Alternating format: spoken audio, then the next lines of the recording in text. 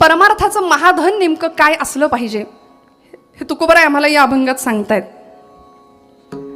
मला इतका आनंद वाटतो आपल्या सगळ्यांना सांगायला की आपण किती भाग्यवान आहोत. बघा ना, अभंग असं संत साहित्य तुमच्या माझ्यासाठी संतांनी दिलं. तुकोबांची गाथा, भक्ती, ज्ञान आणि वैराग्य यांचं युतिपर्व म्हणजे तुकोबांची गाथा आहे बरं का. माऊलींची ज्ञानेश्वरी 12व्या शतकामध्ये ब्रह्मविद्येचा सुकाळ केला माऊलींनी. ये मराठीची ये नगरी ब्रह्मविद्येचा सुकाळू करी. आणि म्हणून तर एक एक शब्द एक एक अक्षर असं होतं की परतत्वाला स्पर्श करणारं होतं. वाचे बरवे कवित्व, कवित्वी रसिकत्व, रसिकत्वी परतत्व स्पर्शो जैसा. जयांचे अंतरी भगवंत अचल राहिला निवांत, ते सहजी बोलत ब्रह्मनिरूपण. म्हणून संतांना ठरवून बोलावं नाही लागलं, आम्हाला ठरवून बोलावं लागतं. विठ्ठल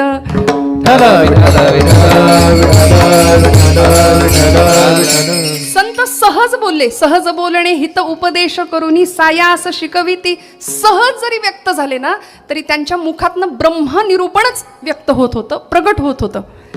आणि म्हणून इवलेसे रोप लाविले द्वारी, तयाचा वेलू गेला गगनावरी. माऊलींनी 12व्या शतकामध्ये जे रोपण केलं, भक्तीचं बीज रोवलं ना या मातीत, त्याचा आज काय बहारदार वृक्ष फुललाय आपण सगळे पाहतोय. लाखोंचा समुदाय आज तिकडे धावतोय.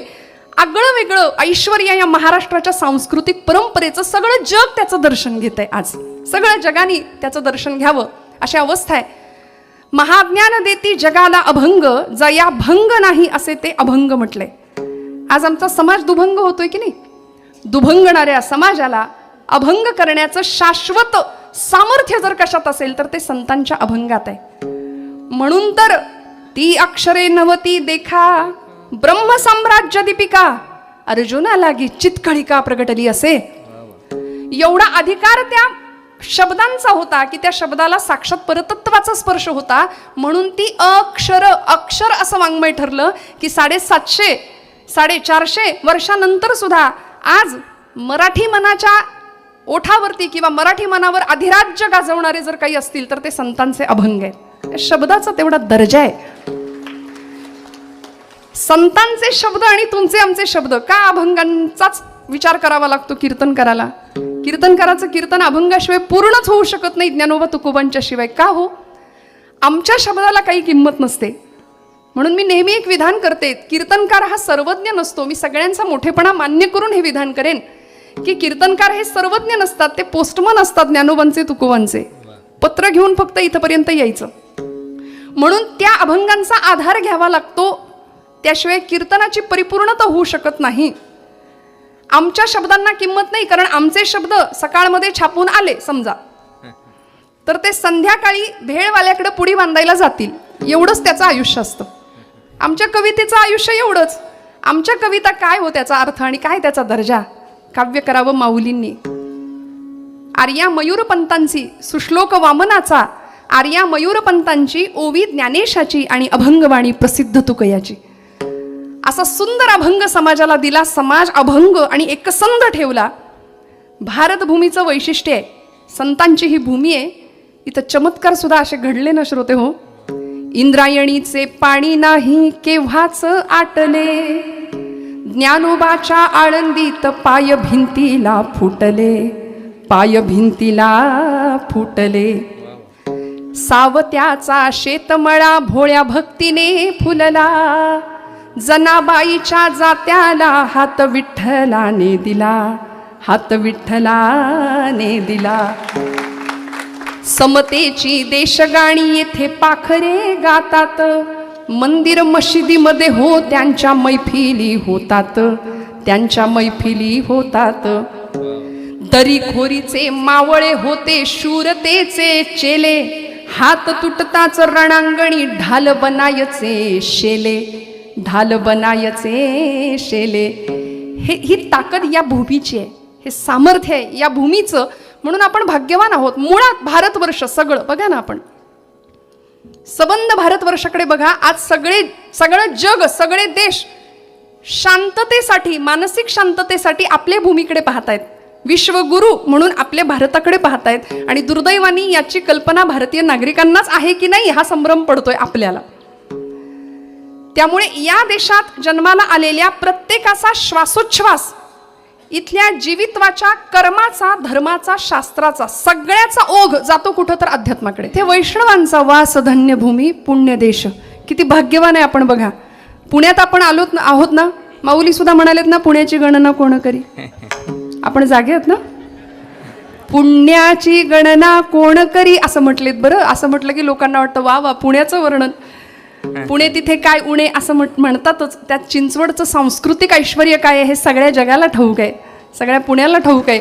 चिंचवडचा श्रोता काय आहे हेही आम्हाला चांगलं माहिती आहे. त्यामुळे अत्यंत सुहृद, रसिक, जाणकार, बहुश्रुत असलेली आपण सर्व मंडळी आहात. भाग्य आहे आपलं. इथं जन्माला येणाऱ्या प्रत्येकाचा ओघ हा अध्यात्माकडे जातो. मी सांगत होते मुळात काळीजच आहे आपलं अध्यात्म. भारतभूमीचं काळीज आहे अध्यात्म. त्यामुळे इथं जन्माला येणाऱ्या मनुष्यांनी करायचं काय हे ठरलेलं आहे. आमच्या परंपरेने आम्हाला सांगून दिलंय. आणि आमची परंपरा साधीसुधी नाही, सनातन आहे परंपरा, वैदिक परंपरा आहे. अनेकांना मार्गदर्शन करणारी ही परंपरा आहे. जन्माला येणाऱ्या प्रत्येक जीवित्वाचं ध्येय काय आहे. जीव मुळात अपूर्ण आहे आणि जीवाला पूर्णत्वाची ओढ आहे. जीव पूर्ण होण्याच्या वाटचालीने प्रवास करतोय. बरं, जीवाची शिवाची भेट व्हावी हे अध्यात्माचं गूढ आहे, आपल्या शास्त्रांचं सार आहे. मग जीव पूर्णत्वाच्या दिशेने वाटचाल करत असताना साधन काय आहे. शरीर. नरदेह माध्यम शरीरम आद्यम खलु धर्म साधनम. शरीर हे धर्माचं साधन आहे नव्हे. खलु सर्व साधनम, सर्वाचं साधन आहे काय. शरीर, नरदेह साधन आहे. शरीर हे शरीर जे साधन, ज्याची साधना करतं असं साध्य, त्या साध्यापर्यंत आम्हाला पोहोचायचंय. महाजीव पूर्णत्वाच्या ओढीच्या दिशेने धावतोय. आणि पूर्ण काय आहे हो. आमच्या शास्त्रांनी आम्हाला सांगितलं ओम पूर्णमद पूर्णमिदम पूर्णात पूर्णमुदच्यते पूर्णस्य पूर्णमादाय पूर्णमेवावशिष्यते. वैदिक गणित आहे. पूर्ण ब्रह्म आहे आणि त्या ब्रह्माच्या अनुभूती करता आपल्याला प्रवास करायचा आहे जीवाला. मग हा प्रवास करत असताना नेमकं करायचं काय. अर्जुनाने काय केलं होतं त्या द्रौपदी स्वयंवराच्या कथेमध्ये. अर्जुनाने माशाचा डोळा म्हणजे ब्रह्म, त्या वृत्तीपर्यंत तो तदाकार झाला, एकरूप झाला. मोठ्या पात्रामध्ये त्या तेलामध्ये पाहिलं गरगर गरगर फिरणारं ते मत्स्य यंत्र, त्याचा डोळा शरसंधान केलं. प्रणोधनहु शरम आत्मा ब्रह्मतलक्ष उच्चते. शास्त्रकार म्हणाले प्रणवाचं धनुष्य करायचं, आत्म्याचा बाण करायचा आणि ब्रह्म म्हणजे माशाचा डोळा असं समजून आम्ही त्या ब्रह्म तदाकार वृत्तीशी एकरूप राहायचं. म्हणून वारकरी संप्रदायाचा उद्घोष सगळ्या जगभर का होतोय. मधुराद्वैत संप्रदायाचे अध्वर्यू असलेले प्रज्ञाचक्षु विदर्भातले प्रसिद्ध संत श्रेष्ठ श्री गुलाबराव महाराज त्यांनी असं भाकीत वर्तवलंय. महाराज म्हणायचे वारकरी संप्रदाय, वारकरी पंथ हा फक्त पंथ नाही राहणार, तो पुढच्या काळामध्ये विश्वधर्म म्हणून उदयाला येणार आहे. विश्वधर्म. कारण प्रचंड मोठा आवाका या संप्रदायाचा आहे. त्यामुळे हा धर्म विश्वधर्म म्हणून प्रतिष्ठित होईल हे भाकीत आपण नाही, महाराजांनी, गुलाबराव महाराजांनी वर्तवलेलं आहे. त्यामुळे या जीवाला पूर्णत्व मिळण्याकरता आयुष्याच्या साधने सच्चिदानंद पदवी घेणे, या पदवीला जर प्राप्त व्हायचं असेल तर कुठलं साधन केलं पाहिजे. साध्य मिळवण्याकरता नेमकं केलं काय पाहिजे आणि नेमकं कुठलं धन आपल्याला प्राप्त करायचंय या सगळ्याचा विचार तुकोबराय करतात अभंगाच्या एकदा या सगळ्या मंडळींसाठी जोरदार टाळ्या वाजवा. कारण कीर्तन हे एकट्याचं नाही ना. आपण सगळ्यांनी बहुता जनांचे मुखी यश घ्यावे, सगळ्यांनी मिळून करावं, तेव्हा ती सेवा भगवंताच्या जवळ रुजू होते. साधन संपत्ती हेची माझे धन सकळ चरण विठोबाचे. खरी संपत्ती काय आहे, खरं धन काय असलं पाहिजे, नेमकं कुठलं साधन जोडायचंय याचा विचार तुकोबराय आपल्या या चरणामध्ये करतायत. आपण काय जोडतो. आपण म्हणू तुकोबरायांनीच सांगितलंय जोडोनिया धन उत्तम व्यवहारे. एवढं चांगलं लक्षात ठेवतो आम्ही संतांचं. पण पुढे महाराज म्हणतात उदास विचारे वेच करी. ते म्हणले त्याच्याशी आमचं काही घेणं देणं नाही. जोडोनिया धन उत्तम व्यवहारे. पहिला पै गाठी मारून पैसा सगळा सेव्हिंगला जातो. बँक बॅलन्स मजबूत असतो. काही जण स्वीजमध्ये नेऊन ठेवतात. सगळं एकदम छान, जितकं छान करता येईल, प्रॉपर्टी, इस्टेट, जमीन जुमला, बँक बॅलन्स सगळं छान. पण ही जी संपत्ती आहे ना ती नश्वर आहे, हे संत वारंवार सांगत आलेत. असं आहे की शरीराला मिळणारं सुख आणि त्या सुखाच्या अनुषंगाने जे जे प्रयत्न करतो आपण, जी संपत्ती कमावतो ज्याच्यासाठी कमावतो ते शरीर सुद्धा नश्वर आहे आणि जी संपत्ती कमावतो तीही नाशिवंतच आहे, तीही संपणारीच आहे. खूप सुंदर वाक्य माझ्या वाचनात आलं, पटकन कळालं तर बघा. काही माणसं लाखात एक असतात, काही माणसं लाखात एक असतात, काहींकडे लाखो असतात पण ती माणसात नसतात. विठ्ठल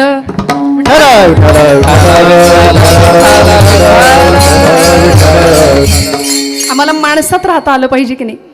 मनुष्याच्या सगळ्यात महत्वाची गोष्ट जर कुठली असेल ना तर तो माणूस हा भावनिक पातळीवर जास्त जगतो, बुद्धीपेक्षा भावनेच्या पातळीवर जास्त जगतो. आणि भावनेलाच सन्मार्ग दाखवण्याचं काम संतांनी केलंय. आमच्या मार्ग दाऊनी गेले आधी दयानिधी, संतांनी मार्ग दाखवण्याचं काम केलंय. तुकोबाराय आम्हाला मार्ग दाखवतायत की नेमकं काय जोडायचंय, नेमकं काय जोडाल तुम्ही, कुठलं धन प्राप्त कराल, कुठली संपत्ती प्राप्त कराल. भगवंतांनी अर्जुनाला सुद्धा जाणीव दिली होती की अर्जुना, शरीराच्या सुखामध्ये रमू नकोस किंवा शरीरच सगळं आहे असं समजू नको. या पलीकडे जाऊन मला प्राप्त करण्याच्या ज्या गोष्टी आहेत, मन आणि बुद्धी, या दोन गोष्टी आहेत. या दोन गोष्टींच्या सहाय्याने मी प्राप्त होतो त्याचा विचार कर. तू मन हे मीच करी, माझी या भजनी प्रेम धरी, सर्वत्र नमस्कारी मज एका ते. मौलींनी सांगितलं ना, त्या मनाला माझ्या ठिकाणी स्थापित कर, माझ्या ठिकाणी प्रतिष्ठित कर, मी तुला प्राप्त होईन. मना तेथे धाव घेई मना तेथे धाव घेई, मना तेथे धाव घेई, मना तेथे धाव घेई. राहे विठोबाचे पाय, राहे विठोबाचे पाय, राहे विठोबाचे पाय, राहे विठोबाचे पाय. मनाच्या सहाय्याने मी प्राप्त होऊ शकतो. बुद्धीचे वैभव अन्य नाही दुजे, एका केशीराजे सकळ सिद्धी. ती बुद्धी सुद्धा आम्हाला त्या केशीराजापर्यंत घेऊन जाऊ शकते. त्यामुळे शरीराच्या पलीकडे जाऊन मन आणि बुद्धी यांच्या आधाराने तू मला प्राप्त करून घेशील असं भगवंत सांगतायत. त्यामुळे आपण जे करतो ना, लौकिक प्रपंचामध्ये जे जे धन प्राप्त करण्याचा प्रयत्न करतो, जी संपत्ती प्राप्त करण्याचा प्रयत्न करतो, ती संपत्ती तुकोबरायांना अपेक्षित नाहीये. महाराज म्हणतात, अहो माझ्या श्रीमंतीचं काय घेऊन बसलात, बरे झाले देवा निघाले दिवाळे. बरं झालं दिवाळं निघालं. दुष्काळ आला, 12 वर्ष दुष्काळ पडला महाराष्ट्रामध्ये, सगळे गेले. माझ्या घरातली सगळी मंडळी आप्त गेली निघून. जो संसार तापे तापला तोची परमार्थी भला. इथे चटके सहन करायला मिळाले संसाराचे की मी परमार्थात टिकून राहणार आहे. त्यामुळे बरं झालं म्हणाले, ही संपत्ती संपली. अहो तुका शेठ म्हणायचे, घेणाऱ्यांच्या रांगा असायच्या, प्रचंड श्रीमंती होती. संतांच्या श्रीमंतीचं, लौकिक श्रीमंतीचं आपण काय घेऊन बसलात. काल ज्यांचं कीर्तन झालं असे संतश्रेष्ठ श्री एकनाथ महाराजांचे वंशज, त्यांचे पूर्वज असलेले नाथबाबा, त्यांचेही आधीचे नाथांचे पणजोबा भानुदास महाराज, काय श्रीमंती आहे, काय ऐश्वर्य आहे लौकिकातलं. योगीराज, ज्याला राजयोगी संत असं म्हणावं, की जे संत एकनाथ बाबा शांतीब्रह्म या पदाला विराजमान होते, प्रचंड श्रीमंती घरामध्ये, प्रचंड. गिरिजामाई आणि नाथबाबांच्या घरामध्ये वाड्यामध्ये लोकांच्या पंक्ती बसायच्या रोज जेवायला, रोज. प्रचंड ऐश्वर्य, प्रचंड श्रीमंती. चोरांनी केला ना हल्ला या घरावरती. नाथांच्या घरामध्ये चोर शिरले, सगळा ऐवज हस्तगत केला. नाथ महाराज मध्यरात्रीची वेळ आहे, झोपलेले आहेत. सगळ्या चोरांनी ऐवज घेऊन बाहेर पडत असताना जाता जाता नाथांना धक्का लागला आणि नाथ महाराज उठून बसले. त्यांना पाहून उपरती झाली, पश्चाताप झाला. सगळं ऐवज नाथांच्या समोर ठेवला आणि क्षमा करा म्हणले. नाथ बाबा क्षमा करा. नाथांनी एवढंच सांगावं, काळजी करू नका रे, हे तुम्ही कष्टाने कमावलंय ना, हे घेऊन जा म्हणले. हे धन आता माझ्या उपयोगाचं नाही, हे धन तुम्ही घेऊन जा.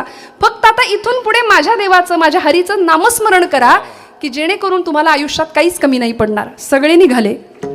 निघाल्याबरोबर एक काहीतरी स्वयंपाकघरातनं आवाज आला, खुडबुड खुडबुड. गिरिजामाईंनी बघितलं, त्यांच्यातला एक चोर स्वयंपाकघरात होता. भूक लागली होती, काहीतरी शोधत होता, काही मिळतंय का बघत होता. आईचं अंतःकरण, संत आईसारखे असतात ना, माऊली म्हणतो आम्ही त्यांना. कळवळलं. गिरिजामाई म्हणाल्या, काळजी करू नका, सगळ्यांना जेवायला वाढते, बसा आता. कुणीही उपाशी नाही गेला अतिथी, चोर कसे जातील. सगळ्यांना जेवायला वाढते.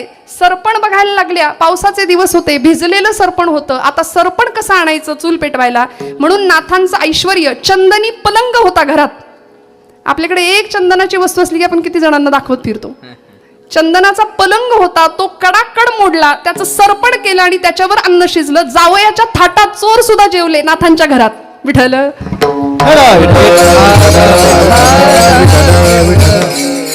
चोरांना सुद्धा जावयाच्या थाटात जेवू घालणारे नाथ बाबा. काय श्रीमंती, लौकिक श्रीमंती संत. ती त्रिभुवने आम्ही वैभवाचे धने, आम्ही वैभवाचे धने, आम्ही वैभवाचे धने. ओ तिही त्रिभुवने आम्ही वैभवाचे धनी, आम्ही वैभवाचे धनी. एवढी श्रीमंती असून सुद्धा लौकिक धन बाजूला ठेवलं आणि परमार्थाचं महाधन गोळा करण्याच्या मागे लागले. देवा माझे मन लागो तुझे चरणी, संसार व्यसनी पडोने दी. हे नाथबाबांचं मागणं आहे. तुकोबराय म्हणतात, तुका म्हणे त्याचे देखिले चरण, तुका म्हणे त्याचे देखिली आचरण. तुका म्हणे त्याचे देखील चरण, तुका म्हणे त्याचे देखील मग दुःख जाय सर्व माझे, मग दुःख जाय सर्व माझे. नलगे त्या विण सुखाचा सोहळा, नलगे त्या विण सुखाचा सोहळा. मग दुःख झालं सर्वताचे, मग दुःख झालं सर्वताचे. नलगे त्या विण सुखाचा सोहळा झाले, सुखाचा सोहळा. महाराज म्हणाले, माझं खरं धन सकळ चरण विठोबाचे, साधन संपत्ती हेची माझे धन सकळ चरण विठोबाचे. आता कोठे धावे मन तुमचे चरण देखलिया, भाग गेला क्षीण गेला. अवघा झाला असे आनंद.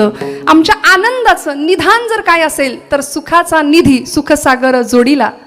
प्रेम नव्हाळी झाली दिवाळी, ही संतांची खरी दिवाळी होती. तुमच्या माझ्या आयुष्यात जी दिवाळी दरवर्षी येते ना, ती दिवाळ काढून नेते.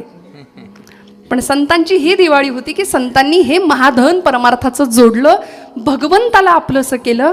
आणि ते आपलंसं करत असताना अनेक अडीअडचणी आल्या, पण ही वाट कुठली आहे हो? ही वाट शीतळ आहे, सुखदायक आहे, ही वाट सुखावणारी आहे आणि खऱ्या अर्थी जीवनाला आनंद शीतलता प्रदान करणारी आहे. तुकोबराय सांगतात दुसऱ्या चरणामध्ये, शीतळ हा पंथ माहेराची वाट, शीतळ हा पंथ माहेराची वाट, शीतळ हा पंथ माहेराची वाट, शीतळ हा पंथ माहेराची वाट.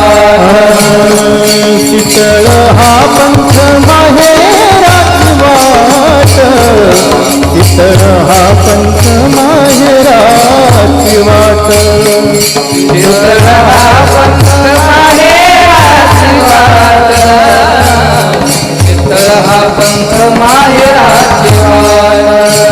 जवळच नीट सुख रूप, जवळच नीट सुख रूप, जवळच नीट सुख रूप, जवळच नीट सुख रूप.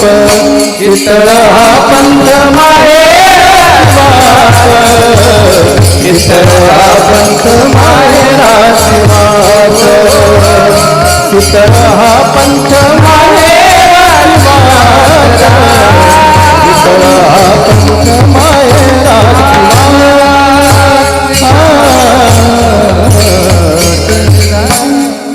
शीतळ हा पंथ कसा आहे म्हणाले, माहेराची वाट. या वाटेवर जाताना सुखाचाच अनुभव येतो, जवळीच नीट सुखरूप. महिला वर्ग बहुसंख्येने उपस्थित आहे. आज व्यासपीठावर सुद्धा महिलांचंच राज्य होतं काही वेळ, नाही का? स्त्री शक्तीचा जागरच इथं घातला थोडा वेळ. विठ्ठल विठ्ठल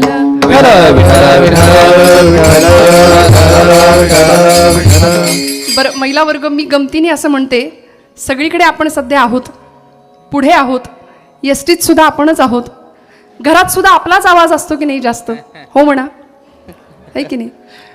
त्यामुळे बरं, माहेर हा विषय आपल्या वर्गाचा फार आवडीचा आहे, प्रिय आहे. आणि त्या माहेराची संकल्पना जी तुकोबरायांनी या अभंगात मांडली आहे ना, ते माहेर संतांचं होतं. लौकिकातलं आपलं माहेर आणि संतांचं माहेर, त्याला निजधाम असं म्हटलंय एका भाषेमध्ये. त्या निजधामाला जायचं, शेवटचं गंतव्य आमचं ते असलं पाहिजे. माझे माहेर पंढरी आहे भिवरेच्या तिरी, आहे भिवरेच्या तिरी. माझे माहेर पंढरी आहे भिवरेच्या तिरी, आहे भिवरेच्या तिरी. कोण आहे हो तिथं?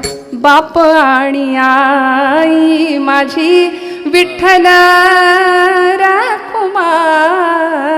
माझे माहेर संतांचं माहेर आहे ते. बरं, ही माहेराची वाट अशी आहे, प्रत्येक कुठल्याही सासूरवासणीला विचारा माहेराविषयी काय वाटतं. लौकिकातल्या माहेराची ही गोष्ट आहे.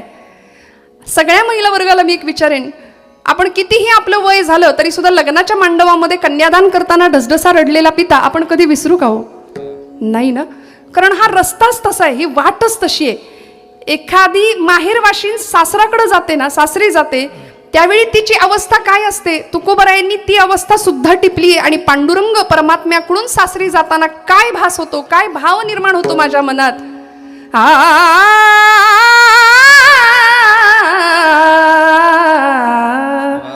कन्या सासुऱ्याशी जाये, मागे परतोनी पाहे. ऐक नाही, मागे मागे मागे मागे वळून पाहते. तैसे झाले माझ्या जीवा, तैसे झाले माझ्या जीवा, तैसे झाले माझा जीवा, तैसे झाले माझा जीवा.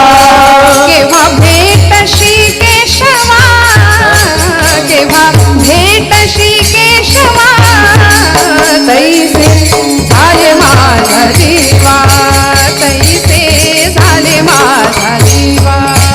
केव्हा भेटसी केशवा, केव्हा भेटसी केशवा, तैसे झाले माझा जीवा, तैसे झाले माझा जीवा. सगळ्या संतांचं ते माहेर आहे. विश्वाची माय तिथं विटेवरती 28 युगांपासून तिष्ठत उभी आहे आणि तिला भेटायला लाखोंचा समुदाय जातोय. ही वाट माहेराची. बरं, माहेर ही संकल्पना आमच्या सगळ्या संतांनी, साहित्यिकांनी, कवींनी अतिशय सुंदर त्यांच्या शब्दात रंगवली. माझ्या आवडीच्या कवयित्री आहेत खानदेशातल्या बहिणाबाई. बहिणाबाईंनी माहेर फार सुंदर रंगवलं. कल्पना अशी केली, एका योग्याने बहिणाबाईंना प्रश्न विचारावा, बाई ग, तू सासरी जाते, सासरी गेल्यानंतर सासरच्यांचं सगळं करतेस, जात्यावर दळण दळायला बसतेस, जातं सासरचं आणि त्याच्यावर ओवी मात्र गाते माहेरची, हे असं कसं काय? तेव्हा त्या बहिणाबाई उत्तर देतात आणि सांगतात, देरे देरे योग्या ध्यान, देरे देरे योग्या ध्यान, ऐक नीट मी सांगते. देरे देरे योग्या ध्यान, ऐक नीट मी सांगते, लेकीच्या माहेरासाठी माय सासरी नांदते. याला म्हणायचं बहिणाबाई काय. आणि म्हणून या आधुनिक काळातल्या जनाबाई ठरल्या की नाही. महाराष्ट्र सारस्वताला ओवी स्वरूपामध्ये किती सुंदर लेणं देऊन दिलं साहित्याला मराठी. लेकीला माहेर मिळावं म्हणून आई सासरी नांदते, काय संकल्पना आहे. आणि तिथं अनाथांची माय पांडुरंग परमात्मा विठाई माऊली म्हटलं तिष्ठत उभी आहे. कुणासाठी? पुंडलिक या भक्तांनी आपल्या आईवडिलांची सेवा करावी, पांडुरंग परमात्म्यांनी त्याच्यावर प्रसन्न होऊन तिथे यावं आणि ती वाट, त्या वाटेकडे डोळे लागून प्रत्येक भक्तानी त्या वाटेच्या दिशेने चालावं. काय मिळतं या वाटेवर? शीतळ हा पंथ माहेराची वाट, जवळीच नीट सुखरूप. तुकोबराय म्हणतात ही सुखाची वाट आहे. या वाटेवर काय भेटतं खरं सांगू का? विटेवरचा देव या वाटेवर भेटतो. विठ्ठल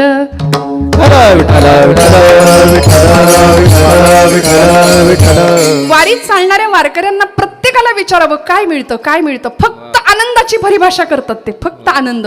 कितीही अडीअडचणी असू द्या, कितीही दुःख असू द्या, कितीही प्रतिकूलतेला सामना करावा लागू द्या, पण फक्त आणि फक्त तेथीचा आनंद ब्रह्मांडीनं समाय आनंदाचा अनुभव प्रत्येक वारकरी घेतो. घरदार आठवत नाही, तहानभूक आठवत नाही. जातीवंत निष्ठावंत वारकऱ्याला विचारावं काय मिळतं वारीमध्ये. आणि आता इथे या वाटेवर चालत असताना ही माहेराची वाट आहे हे एकदा पक्क झालं की मग आता इथे शंकेला आणि कुशंकेला वाव नाही. मनामध्ये शंका नाही आली पाहिजे. तुम्ही आम्ही अध्यात्म करतो पण फार शंकेने करतो. संशय आत्मा विनश्यती असं भगवंत म्हणालेत गीतेमध्ये. आमचा संशय आणि शंका कुशंका घेण्यातच निम्मा वेळ जातो. दिवसभर आम्ही उपास करतो पण संध्याकाळी मनात विचार येतो देव आहे की नाही, उपास वाया जायचा माझा. अशी शंका घेणारी अनेक नतद्रष्ट माणसं या भूमीत जन्माला आली आणि गेली. शंका घेणाऱ्यांचं नुकसानच झालं. घेतली ना हो शंका, अनेकांनी घेतली. तुकोबरायांचं वैकुंठ गमन चर्चेत आणलं. ज्ञानोबांच्या अस्तित्वावर प्रश्न उपस्थित केला. माऊली एक आहेत की दोन आहेत म्हणले. ज्ञानदेव वेगळे आणि ज्ञानेश्वर वेगळे. बुद्धिमत्तेची दृष्ट काढावी की नाही त्यांच्या. आणि म्हणूनच 1972 साल आपण सगळे त्या काळातली काही मंडळी इथे आहेत, आपण साक्षीदार आहात त्या घटनेचे. अंधश्रद्धा निर्मूलन समितीने घेतली शंका, घेतला आक्षेप. गेले सगळे 250 ते 300 मंडळी ट्रक भरून पुण्याहून आळंदीला गेले. स्वानंद सुख निवासी सद्गुरू मामासाहेब दांडेकर आणि त्या काळचे एक शास्त्रज्ञ शुक्ल नावाचे, या दोघांनी ठरवलं माऊली काय ते बघून घेतील. समाधीला स्पर्श करण्याआधी फक्त मामासाहेबांनी एवढंच सांगितलं होतं की आम्ही सांगतो तेवढं करा. काही उपकरणं आणायला लावली. समाधीपासून 6 फूट अंतरावरती 3 ठिकाणी 3 मीटर बसवण्यात आले. आणि खरंच स्पंदन आहेत का, संजीवन समाधी म्हणजे नेमकं काय याचा अनुभव घ्या. खरंच तिथं चैतन्य आहे का अनुभव घ्या. आम्ही तिथे कुणीही थांबत नाही म्हणाले. आणि मग समाधीला हात लावा. हे आव्हान ज्यावेळी दिलं या मंडळींनी ती कृती करावी. कुणीही गर्भगृहात नसताना सुद्धा मीटरवरचे काटे हलत होते. रीडिंग होत होतं, मिळत होतं. काहीतरी चैतन्य आहे, काहीतरी स्पंदन आहे हे जाणवत होतं. आणि मग त्यामध्ये निम्म्याच्या वर फॉरेनर्स सुद्धा होते. त्यातली निम्म्याच्या वर मंडळी आळंदीची वारकरी झाली महिन्याची. आणि तेच चैतन्य, तेच स्पंदन, तेच जागृत तत्व आज लाखोंच्या साक्षीनी पंढरपूरचा रस्ता चालतंय. विश्व माऊली ज्ञानोबराय आळंदीला कडकडून मिठी मारावी आम्हाला आणि माझी माय म्हणून तिथं ढसढसा नेत्राश्रू ढाळावेत हे प्रत्येक जातीवंत वारकऱ्याला वाटतं की नाही. माऊली आज धावतायत, माऊली त्या रस्त्याने चालतायत. अधिष्ठान ज्ञानोबांचं आहे. तिथं अध्यक्ष कोण आहेत? ज्ञानोबा आहेत. हां, एखाद्या लष्कराची शिस्त सुद्धा अशी नसेल इतकी शिस्त आहे. कुठलं मॅनेजमेंट आहे, कुठलं नियोजन आहे? कुणीही हे मॅनेज करत नाहीये. कुठलीही मदत इथं नाहीये. पण जिथं आई असते ना तिथं लेकराला काहीच अडचणी येत नाही. विठ्ठल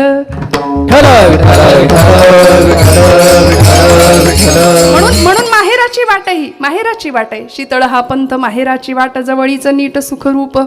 कुणीही कुणाच्या नात्यागोत्यातलं नाहीये. कुठलाही वाद नाही, भांडण नाही, तंटा नाही, मारामारी नाही. सगळं छान चालू आहे. तंबूमध्ये स्वतः माऊली असतात आणि तंबूमध्ये प्रत्येक वारकरी राहतो. प्रत्येक वारकरी. माऊली प्रसाद घेतल्याशिवाय कुणीही प्रसाद घेत नाही. माऊलींची शेजारती झाल्याशिवाय कुणीही झोपत नाही. तिथं कुणालाही सांगावं नाही लागत नाही उठा आता चला. स्वयंशिस्त. ध्येय पांडुरंग परमात्मा. भौतिकाकडून अभौतिकाकडं, लौकिकाकडून अलौकिकाकडे, कोहमकडून सोहमकडे म्हणजे अहम ब्रह्मास्मीकडे, अहंकाराकडून आपलेपणाकडे केला गेलेला प्रवास म्हणजे पंढरपूरची वारी आहे. श्रोते, महाराष्ट्राच्या सांस्कृतिक ऐश्वर्य जगाने बघावं, डोळे फाडून बघावं असं ऐश्वर्य आहे पंढरीची वारी आपली. काय देते ही वारी, किती देते ही वारी, प्रत्येक तरुणांनी बघावं, जवळ जाऊन अभ्यास करावा, अनुभव घ्यावा. मला तर असं कधी कधी वाटतं, मी धाडसाने एक विधान करते, प्राथमिक शाळेपासून ते पदवीच्या शिक्षणापर्यंत प्रत्येक शालेय अभ्यासक्रमामध्ये संत वाङ्मयाचा अभ्यास जर सक्तीने केला ना तर समाज प्रबोधनाची आणि परिवर्तनाची वेगळी गरज नाही लागणार. विठ्ठल विठ्ठल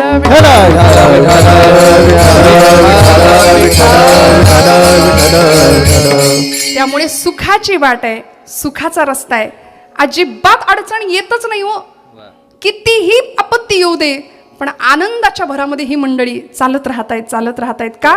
ते सावळ परब्रह्म डोळ्यांना दिसावं. आणि ते कसं आहे हो, कृष्णमूर्ती होय गे कळो आदि सोय गे, कृष्णमूर्ती होय गे कळो आदि सोय गे, कृष्णमूर्ती होय गे कळवाली सोय गे, कृष्णमूर्ती होय गे कळवाली सोय गे.